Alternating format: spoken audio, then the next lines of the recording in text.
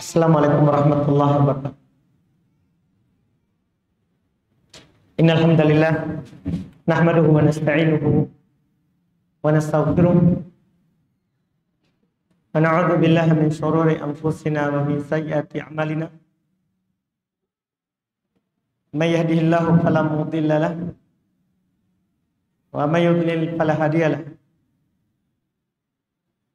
Asyhadu an la ilaha illallah wahdahu la syarika lah wa asyhadu anna Muhammadan abduhu wa rasuluh sallallahu alaihi wa ashabihi wa man tabi'ahum bi ihsan ila yaumiddin, amma ba'd. Jemaah salat maghrib rahimani wa rahimakumullah. Alhamdulillah, kembali di malam hari ini kita lanjutkan kajian kitab Bulughul Maram karya Imam Al-Hafidz Ibn Hajar Al-Asqalani rahimahullahu ta'ala.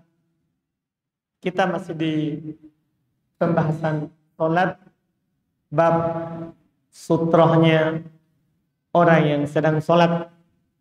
Sisa satu hadis dalam masalah sutroh, dan kita akan masuk dalam bab al-hathi alal khusyuk fi sholat, bab anjuran dan dorongan untuk khusyuk di dalam sholat. Kita baca hadis terakhir dalam pembahasan sutroh yang disebutkan oleh penulis rahimahullah. Kata beliau, an Abi Hurairah radhiyallahu ta'ala anhu qala anna Rasulullah sallallahu alaihi wa alihi wasallam qala idza shalla ahadukum falyaj'al tilqa'a wajhihi syai'an fa illam yajid falyansib 'asan fa illam yakun falyakhutta khattan thumma la yadurruhu man marra baina yadayhi. Akhrajahu Ahmad wa Ibnu Majah wa sahahahu Ibnu Hibban wa lam yusib man za'ama annahu muttaribun bal huwa hasanun.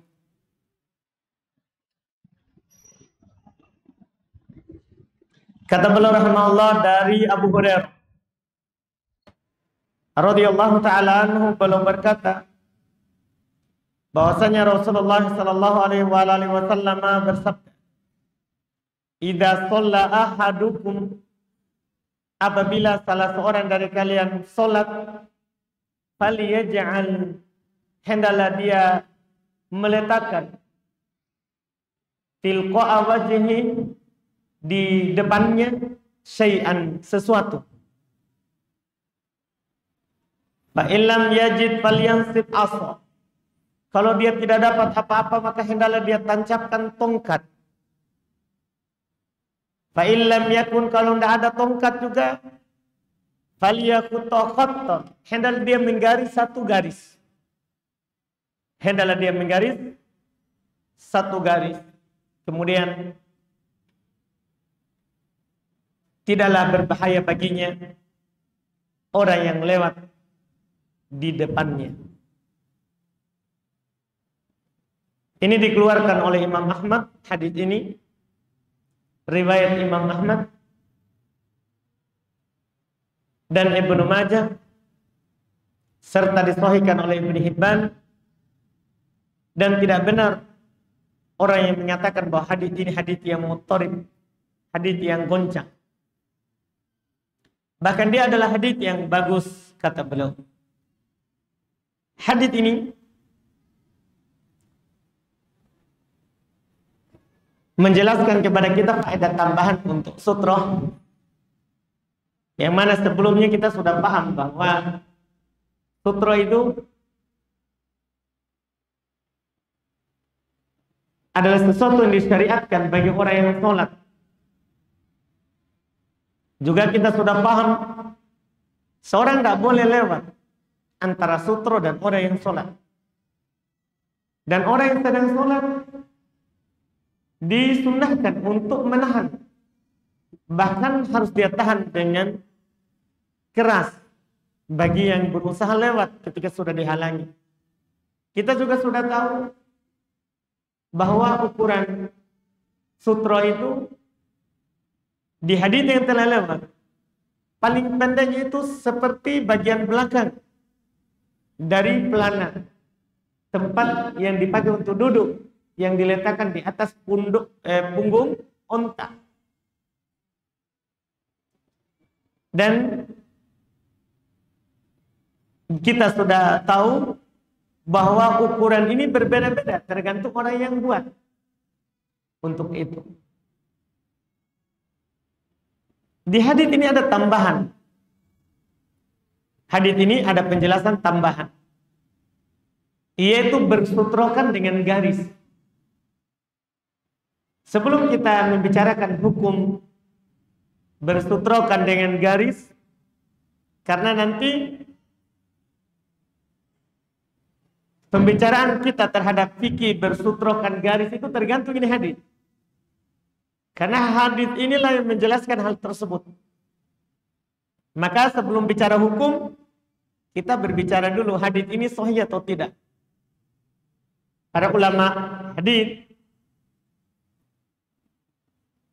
berselisih pendapat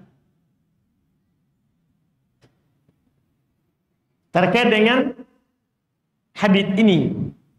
Apakah sahih atau tidak? Di antara para ulama ada yang mensahihkannya, seperti Ibn Hibban rahimahullah, dan juga Al-Imam Al-Hafidz Ibnu Hajar beliau katakan huwa hasan, ini bagus. Sementara ulama lain seperti Al-Imam An-Nawawi rahimahullah, beliau berkata qala al-huffaz, berkata para penghafal hadis, huwa dhaif. Ini hadis dhaif. Dan di antara yang menukil beliau katakan wa mimman dha'afa, di antara yang mendhaifkannya adalah Sufyan ibn Uyainah. Dan disebutkan juga ini hadis didhaifkan oleh Imam Syafi'i, juga Imam Al-Baihaqi rahimahullahu taala, serta Imam Ahmad. Lebih banyak yang mendhaifkan daripada yang mensahihkan. Lebih banyak yang mendhaifkan daripada yang mensahihkan. Ini hadis yang beliau sebutkan, dan memang disebutkan oleh para ulama rahimahumullah. Kalau diperiksa sanadnya, perputaran hadis ini adalah di atas rawi yang bernama Ismail ibn Umayyah.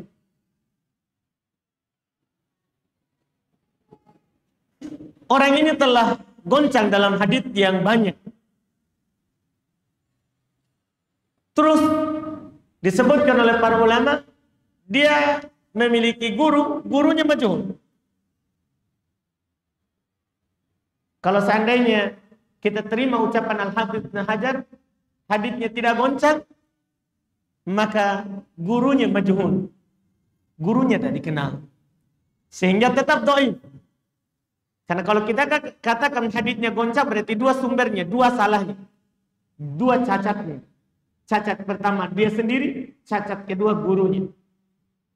Tapi kalau kita katakan ini Ismail ibn Umayyah adalah rawi yang hasan, rawi yang bagus, maka bermasalah di gurunya saja, satu masalah. Dan sebab hadis itu didhaifkan ketika ada rawi yang majhul hal, tidak ditahu keadaannya.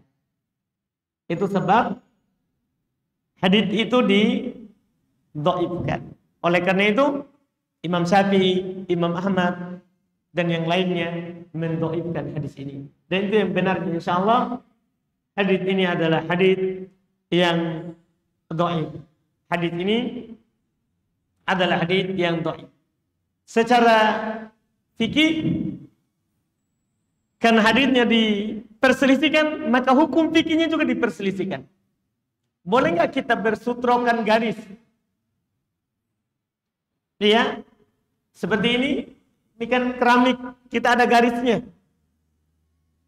Iya, Bagi yang mensahihkan ini hadis, mereka mengatakan boleh bersutrokan garis di depan.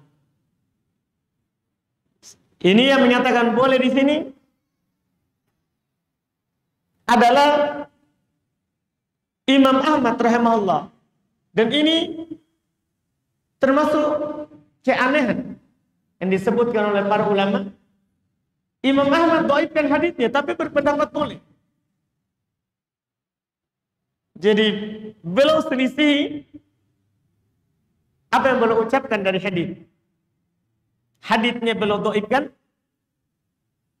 tapi beliau berpendapat dengannya. Iya, beliau berpendapat dengannya. Ini Imam Ahmad. Beliau diselisih oleh 3 ulama madhab yang lain. Beliau diselisih oleh Imam Syafi'i, Imam Malik, dan sebelumnya Imam Abu Hanifah.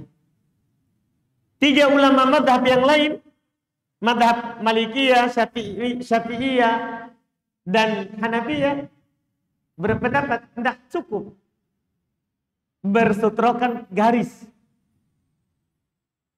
Tidak cukup bersutrokan garis. Dari 2 pendapat ini mana yang kuat?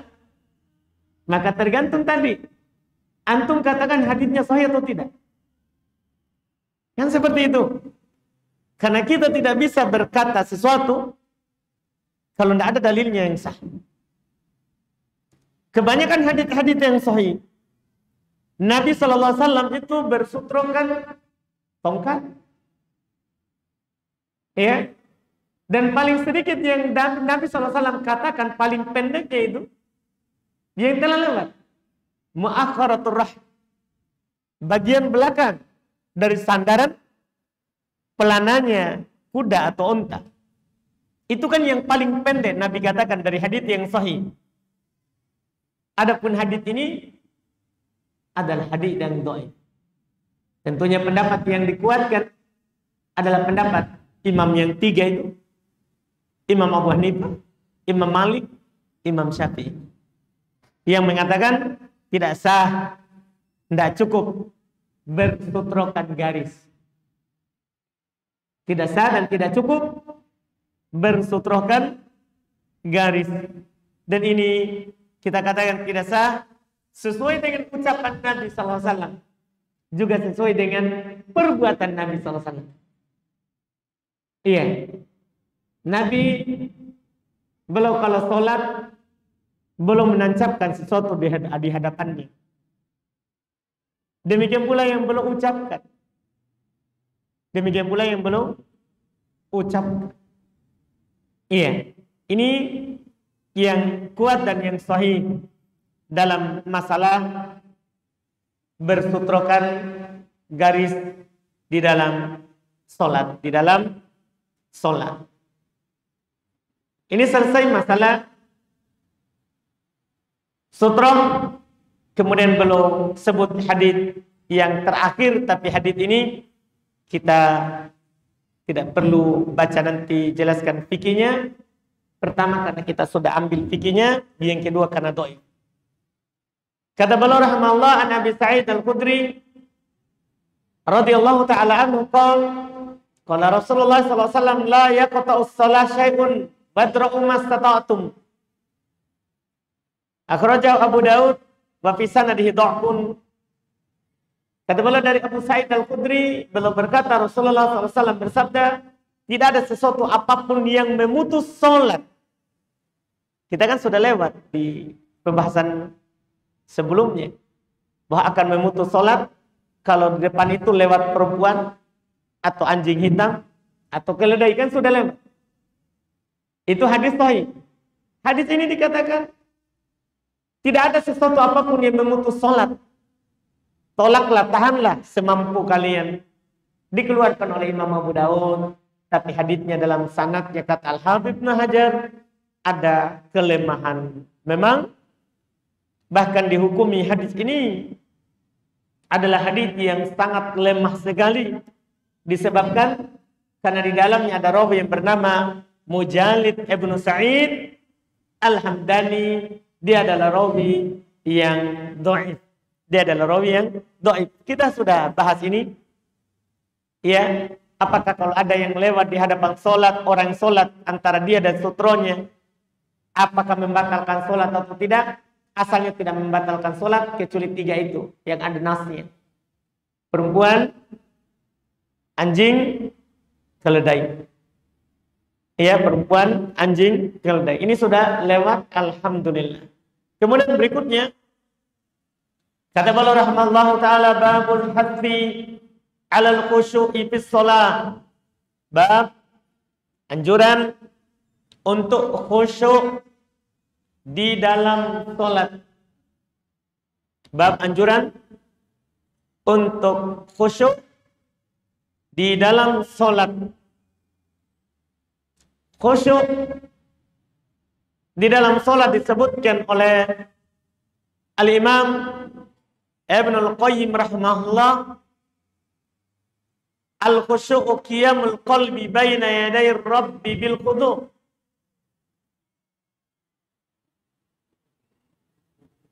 Kata beliau, khusyuk itu hadirnya hati di hadapan Rabb dengan ketundukan. Itu artinya khusyuk. Kita sholat, hadir hati kita. Kita bertakbir, kita sadar. Ruku, sujud, serta bangkit darinya. Serta ketika membaca bacaan sholat, hati kita hadir, itu namanya khusyuk. Itu namanya khusyuk. Apa hukum khusyuk di dalam sholat? Sebagian ulama rahimahumullah, seperti ya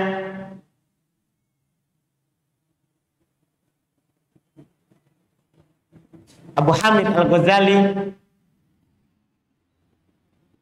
bahkan ini yang disebut zahir yang nampak dari ucapan Syekhul Islam Ibnu Taimiyah,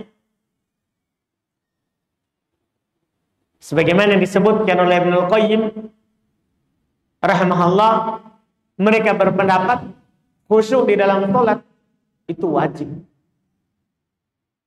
Berdosa orang kalau tidak khusyuk, cuman tidak batal salatnya, itu kalau wajib. Kan dalam salat itu 3. Ketika kita sudah bertakbir, maka ada 3 hukum.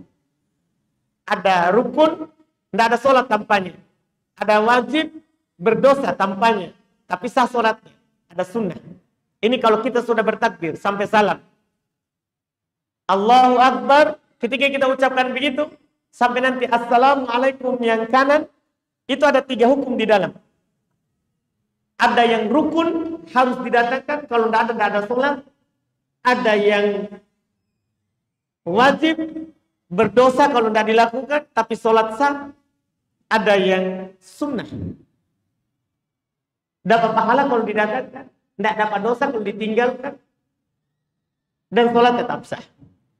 3 ini nanti kita akan dapat di pembahasan sholat. Kita kan sampai sekarang belum membahas sholat, baru hal-hal yang dianjurkan ketika sholat. Kita sudah lewat waktu. Terus ini baru-baru tentang sutro. Sekarang lagi tentang khusyuk.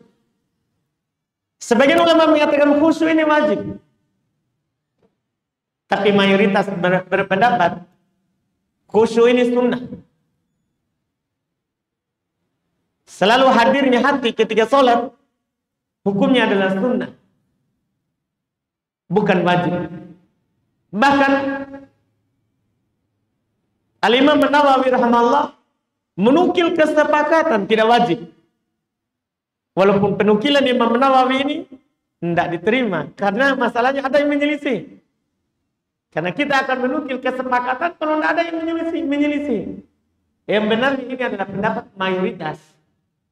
Kebanyakan dari ulama madhab rahimahullah.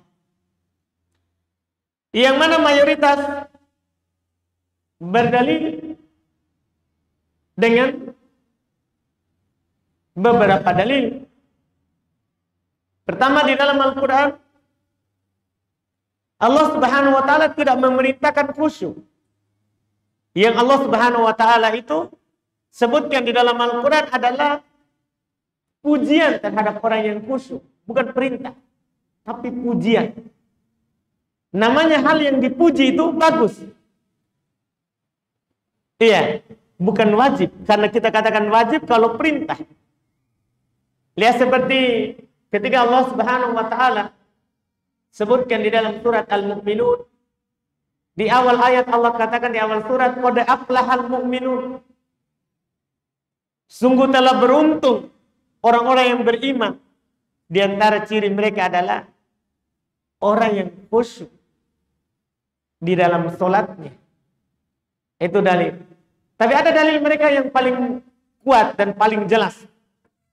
Di sini yang kita sebutkan hadits Abu Hurairah yang diriwayatkan oleh Al-Imam Al-Bukhari dan Al-Imam Muslim. Dan Nabi sallallahu alaihi wasallam belum berkata, fa idza qada at-taswib aqbala asy-syaitan hatta yaqturu bainal mar'i wa nafsi. Ini hadis langsung ringkas ya. Panjangnya itu idza adzana al-muadzin farra syaitan wal hudura. Apabila muadzin adzan, syaitan akan lari dengan sangat kencang sambil keluar kentutnya. Ini kalau adzan muadzin, syaitan akan lari sambil keluar kentut. Lari terkentut-kentut. Tapi kalau sudah selesai, dia datang lagi. Kalau qomat, lari lagi. Lari lagi. Kemudian kata Nabi, fa'idah qadot taswib. Kalau dia sudah selesai dari qomat, aqbala syaitan, maka syaitan akan datang kembali. Hatta yaqturu bainal mar'i wa nafsi. Yang dia lakukan, dia hayalkan, bisikan kepada seorang itu yang sholat itu. Dalam dirinya, yaqul, syaitan akan bilang, udkur kada, wadkur kada. Ingat ini, ingat itu. Makanya semua yang kita lupa sebelum sholat, di sholat, hadir semuanya. Kita akan ingat. Iya. Mungkin seorang pedagang, semua tadi yang terjadi dari pagi sampai zuhur dia akan urut. Terputus kalau imamnya ruku. Iya. Demikian pula yang petani, yang peternak, setan pintar. Dia akan membisikkan sesuatu yang orang itu bisa lalai dari ini. Jadi dia akan membisikkan pada orang itu, ingat demikian, ingat demikian. Sampai kata Nabi, hatta yudhillar rajul ma yadri kam sholat. Sampai seorang itu tidak tahu berapa dia sholat. Makanya kalau seandainya bukan karena berjamaah, dia tidak tahu ini sudah ruku atau belum. Sampai Nabi katakan, orang itu sampai tidak tahu sudah berapa dia sholat. Ini yang paling sering didapatkan kalau masbuk. Karena kita lupa, ini sebentar kita 2 atau 3 kita berdiri setelah imam. Ini banyak orang alami seperti itu. Kenapa? Syaitan. Syaitan, itu tugasnya dia. Dia membisikkan sampai dia tidak tahu lagi berapa sholatnya. Fa idza wajada dzalika ahadukum falyasjud sajadataini wa huwa jalis. Apabila salah seorang dari kalian sudah mendapatkan seperti itu, tidak tahu lagi sudah berapa sholat, maka bangun di atas yang yakin, nanti tinggal sujud 2 kali sujud dalam keadaan duduk. Ini sisi pendalilannya di mana? Kalau kita katakan khusyuk itu wajib, wah ini susah. Syaitan tidak pernah melepas kita. Syaitan tidak pernah melepas kita. Dalam sholat, itu sering sekali hati kita lalai. Sehingga kalau dikatakan wajib, maka sangat banyak dosa kita dalam sholat. Karena wajib ini sholat sah tapi berdosa. Sholat sah tapi berdosa. Ini sulit dikatakan wajib. Memberatkan. Dan ini masalah hati. Masalah gerakan bisa. Kita jaga gerakan kita untuk tidak keluar dari gerakan sholat bisa. Dan ini hukumnya rukun. Tumaknina di dalam gerakan sholat rukun. Dan itu cocok, bisa dijaga kalau gerakan. Bisa dijaga, diperintahkan oleh Al-Quran. Kalau kita berdiri kita diam. Tidak boleh kita menengok ke kanan dan ke kiri. Kita diam. Nah, ini diperintahkan oleh Al-Quran. Wa qumu lillahi qanitin. Berdirilah untuk Allah dalam keadaan tenang. Ini bisa kalau gerakan. Tapi kalau pikiran susah kita kuasai. Hati susah kita kuasai. Kadang dia mengalahkan diri kita. Kita kadang tidak sadar, ternyata hati kita di Makassar, ternyata sudah di Jakarta. Iya. Kadang diri kita di masjid, tapi ternyata hati kita di toko. Ini susah. Iya. Makanya hal ini adalah agak sulit kalau dikatakan wajib. Oleh karena itu, mayoritas memilih ini hukumnya sunnah. Kalau mampu kita hadir hati dari takbir sampai salam, tidak pernah luput hati kita, ya, maka itu dapat pahala besar. Dapat pahala besar. Ini yang disebutkan. Ini yang disebutkan terkait dengan khusyuk. Dan beliau akan sebutkan hadis-hadis yang menunjukkan anjuran untuk khusyuk, dan serta beliau akan sebutkan hadis-hadis yang tidak boleh kita lakukan yang menafikan khusyuk, yang bisa menghilangkan khusyuk kita dalam sholat, yang bisa menghilangkan khusyuk kita dalam sholat. Beliau sebut hadis yang pertama. Kata beliau rahimahullah, An Abi Hurairah radhiyallahu taala anhu,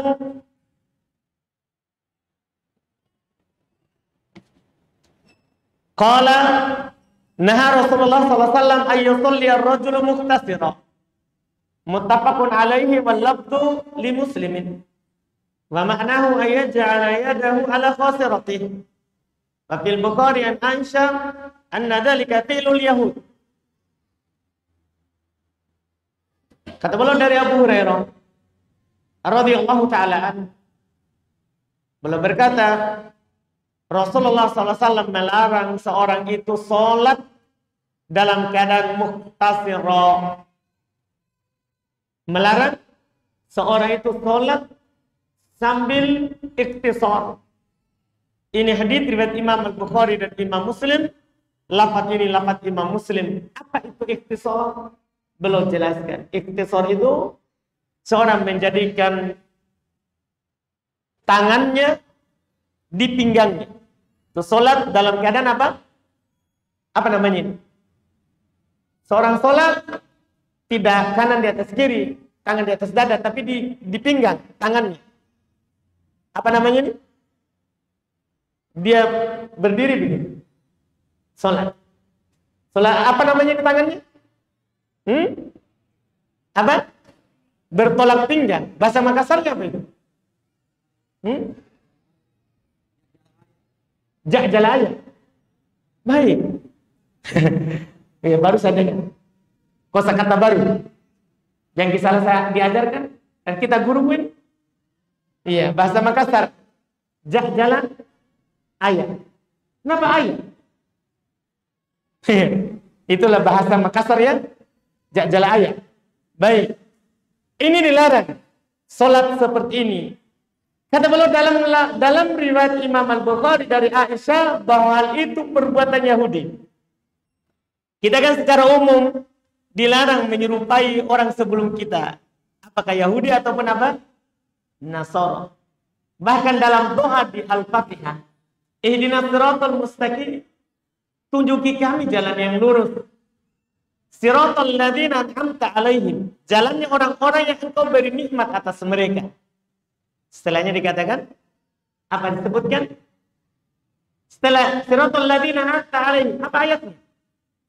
Ghairil maghdubi 'alaihim waladdallin. Bukan al-maghdub Nasara, dan bukan pula yang dol Yahudi. Nabi yang bilang, bukan saya. Iya, al-maghdub itu adalah Nasara, dia rajin beramal tanpa ilmu. Bukan pula ad-dallin, Yahudi punya ilmu tapi tidak beramal. Kita disuruh minta berdoa seperti itu, dan kita dilarang untuk menyerupai mereka. Ketika orang Yahudi sholat bertolak pinggang, melakukan ibadah bertolak pinggang, kita tidak boleh melakukan. Bahkan datang di dalam hadis dari Abdullah bin Umar yang disebutkan bahwa itu termasuk sholib dalam sholat. Dinukil oleh Imam Abu Daud dari Ziyad ibn Sabih, beliau berkata, "Shallaitu ila jambi Ibnu Umar." Saya pernah sholat di sampingnya Ibnu Umar, Abdullah bin Umar. Fawada'tu yadai ala qasirati. Saya pun letakkan tanganku di atas pinggang. Faqala Ibnu Umar, "Hadza huwa salib." Maka berkata Ibnu Umar, inilah salib. Wa qad kana Nabi sallallahu alaihi wasallam yanha anhu, dan sungguh Nabi sallallahu alaihi wasallam telah melarang dari hal tersebut. Hadis ini disebutkan oleh para ulama rahimahumullah untuk menunjukkan haramnya salat bertolak pinggang. Disebabkan karena itu adalah menafikan kekhusyuan dalam salat. Salat itu kita tunduk di hadapan Allah. Subhanahu wa ta'ala. Nanti akan datang haditsnya disampaikan oleh penulis insyaallah ta'ala di pembahasan yang akan datang, terkait dengan hal tersebut. Bahwa kalau kita lagi sholat, itu kita lagi berbisik kepada Allah Subhanahu wa ta'ala. Maka keadaan seperti itu kita diharuskan untuk merendah dan tunduk kepada Allah Subhanahu wa ta'ala. Ini bertolak pinggang, ini adalah keadaan orang-orang sombong. Bertolak pinggang, ini keadaannya orang-orang yang membanggakan diri. Makanya ini menafikan khusyuk di dalam sholat. Kita sholat dalam keadaan tangan kita sebagaimana nanti akan dijelaskan di pembahasan sifat sholat. Kita cukupkan pembahasan kita di malam hari ini dengan apa yang kita telah ambil. Hadis pertama masalah khusyuk, nanti akan kita lanjutkan masih tentang khusyuk nanti di masalah-masalah yang akan datang, yang akan belum sebutkan beberapa hadis tentang ini insyaallah sebelum masuk di bab tentang masjid insyaallah taala.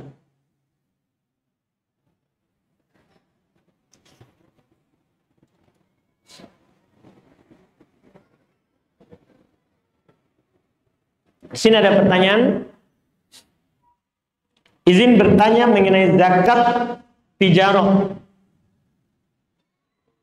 dari pekerjaan proyek. Zakat tijarah itu zakat perdagangan dari pekerjaan proyek standar pemerintah dengan contoh perhitungan sebagai berikut. Kontrak pemerintah 250 juta. Potongan pajak sesuai aturan perpajakan 33.250. Nilai terbayar 216.750.000. Biaya pekerjaan, belanja barang, masya Allah, rincinya nih belanja barang 116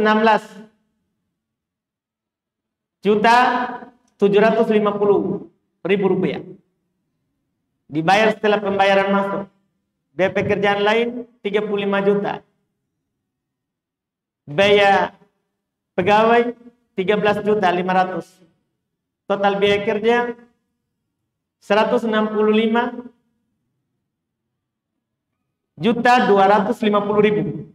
Keuntungan perusahaan 51 juta 500 ribu rupiah. Masya Allah. Pertanyaan, cara menentukan perhitungan zakat dari nilai yang mana? Dan kapan waktu dikeluarkan zakatnya? Apakah ada nisab atau haul untuk zakat tijarah? Iya. Zakat tijarah masuk dari jenis zakat harta. Ketika masuk dalam zakat harta itu maksudnya uang, emas, perak, itu yang kita punya. Iya. Selain zakat pertanian. Karena pertanian secara khusus zakatnya setiap panen. Tapi selain pertanian, zakatnya itu dia memiliki nisab serta memiliki haul, dua. Kalau pertanian dia hanya nisab saja, haulnya setiap panen. Ini zakat harta. Dia memiliki nisab dan memiliki haul, waktu, masa tinggalnya. Untuk nisab zakat harta dikiaskan ke perak. Maka tergantung harga perak berapa. Sekarang baru dihitung. Perak itu nisabnya 595 gram. Perak nisabnya adalah 595 gram. Kalau kita punya perak 595 gram, maka wajib zakat. Sudah ada nisabnya. Nah, sekarang tinggal kita hitung. 595 gram itu berapa kalau dirupiahkan? Supaya kita bisa hitung ini zakat. Nah, itu tergantung harga perak sekarang. Karena hitungannya itu tidak boleh kita sembarang tentukan. Cek harga perak berapa. Misalnya contoh, kita lihat harga perak sekarang 10.000. Maka hitung 595 gram kali 10.000. Berapa hasilnya? Rupiahnya. Siapa yang bisa hitung? Ini contoh ya, contoh. Ada kita punya 595 gram perak, kita kalikan 10.000, anggaplah harganya kita lihat bahwa 10.000, karena perak itu murah, jauh lebih murah dibandingkan dengan emas. Berapa kira-kira rupiahnya?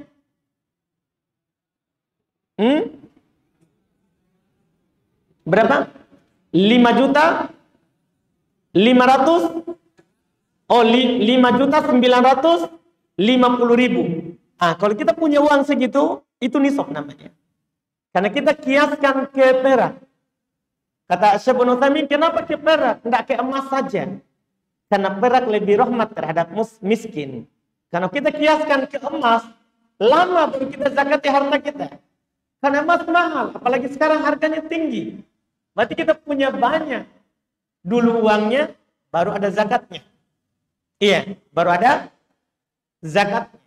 Makanya di sini dikiaskan ke perak lebih rahmat. Jadi 5.950.000. Maka itu nisabnya kalau kita punya. Dan harus masuk haul. Haul itu, uang itu tinggal nisab yang kita punya itu tinggal setahun mengendap, tidak pernah dipakai. Tinggal setahun di simpanan kita. Itu uang yang senilainya tadi 5.950.000. Oh, tinggal setahun di rekening misalnya, atau yang kita simpan di rumah, maka sudah dapat nisab sekaligus dapat haul. Nah, terkait dengan yang kita sebutkan ini, setelah kita paham itu, Maka cara menentukan perhitungan dari zakatnya, nilai yang mana? Nilai zakat itu adalah yang bersih. Yang bersih. Hasilnya. Bukan kita hitung dengan yang keluar dari gaji pegawai, bukan. Sudah keluarkan semuanya, baru zakat. Sudah keluar semuanya, baru zakat. Ini terkait dengan zakat. Berarti ini yang keuntungan perusahaan yang sudah keluar semuanya. Ini di pertanyaan ini berarti 51.500.000. Di situ yang dikeluarkan zakatnya. Iya. Tapi harus tinggal setahun. Berarti ini kan 51.500.000 sudah nisab tentunya. Sudah nisab. Bahkan kalaupun dikiaskan ke emas sudah nisab juga.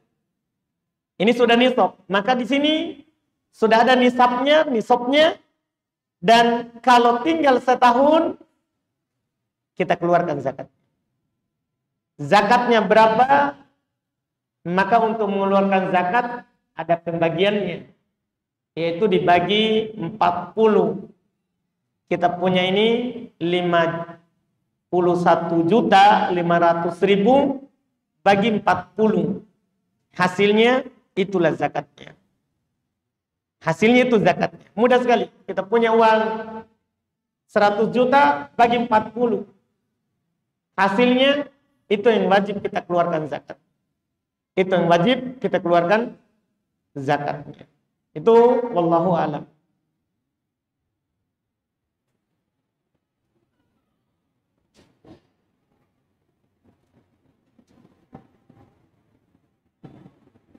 Adapun berikutnya ini bukan tentang zakatnya. Mohon nasihatnya Ustaz untuk proses pekerjaan sesuai dengan tabel di atas. Apakah ada yang melanggar dari kaidah syariat agama? Nasihat lain untuk kami sebagai pelaku usaha dunia proyek pemerintah. Kalau untuk pelanggarnya kita tidak tahu. Ini kan cuman gambaran umum.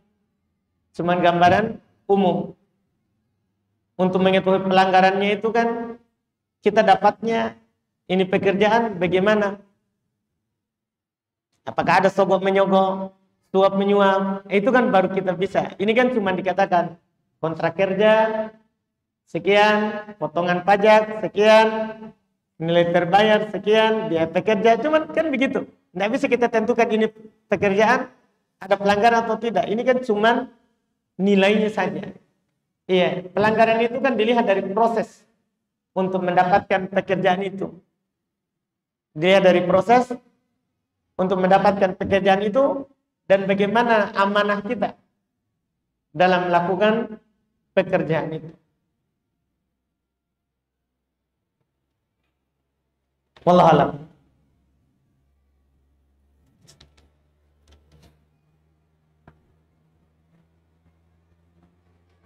Apa hukum meminta gaji sebelum bekerja, Ustaz?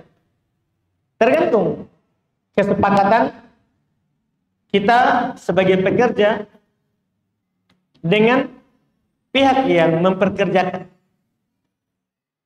Kalau syaratnya gaji di akhir, maka muslim ala syurutihim. Muslim itu harus pegang syarat. Kalau sepakatnya boleh diminta di awal atau boleh diambil sedikit-sedikit, maka tergantung semuanya. Kesepakatan antara yang punya pekerjaan dan yang melakukan pekerjaan itu, wallahu a'lam. Apa hukum main arisan? Kalau admin atau orang yang pegang arisan yang menerima atau ambil lebih dulu dengan alasan kalau ada kesalahan dia yang tanggung jawab.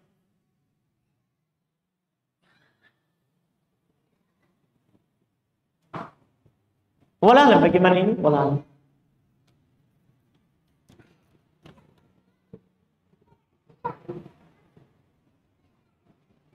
Mana yang lebih sahih hadisnya? Salat qobliyah tambah salat wudu tahiyat masjid satu kali niat dibandingkan sholatnya dipenggal-penggal. Tidak ada haditsnya, Pak. Maksudnya tidak ada hadits yang langsung menyebutkan bahwa kalau kita mau masuk masjid itu boleh langsung saja. Maksudnya secara rinci langsung bilang kalau masuk masjid, enggak. Satu-satu ini hadisnya. Kalau masuk masjid jangan dia duduk sampai sholat 2 rakaat. Kalau berwudu sunnah sholat 2 rakaat. Kalau adzan qomat sunnah sholat 2 rakaat. Kalau kita masuk waktu zuhur sunnah sholat 2 rakaat, sunnah sholat 4 rakaat.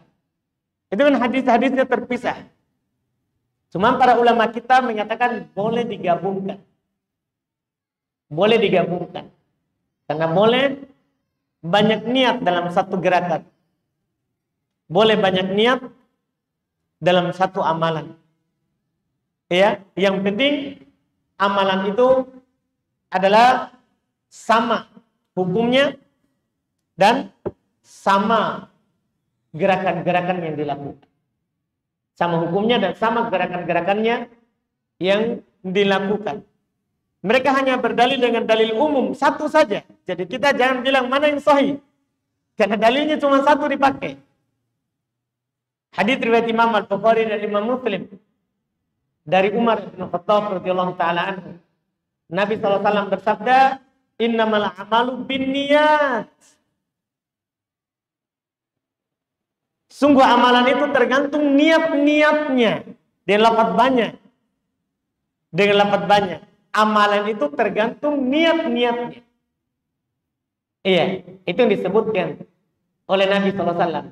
Dari hadis ini berarti boleh satu amalan banyak di dalamnya niatnya. Boleh dalam satu amalan banyak niat di dalamnya. Banyak niat di dalamnya. Yang penting sama gerakannya dan sama hukumnya. Adapun kalau beda hukum tidak boleh. Kita masuk masjid qomat, berarti kan sholat wajib. Tidak boleh sebentar sholat wajib niatnya sholat wudu juga. Sholat tahiyat masjid juga tidak boleh. Karena ada dalil khususnya. Kata Nabi SAW, tidak uqimatis sholat fala sholata ilal maktubah. Apabila sholat sudah diiqamat, maka tidak boleh ada lagi sholat kecuali yang wajib. Berarti tidak boleh kita berniat yang lain. Harus sholat wajib saja. Harus sholat wajib saja. Inilah dalil yang menunjukkan boleh. Ya, kalau sama dan kalau beda tidak boleh. Kalau beda tidak diperbolehkan. Itu wallahu alam terkait dengan apa yang ditanya. Kita cukupkan, alhamdulillah. Dan pertanyaan tadi, subhanallah, hamdik. Assalamualaikum warahmatullahi wabarakatuh.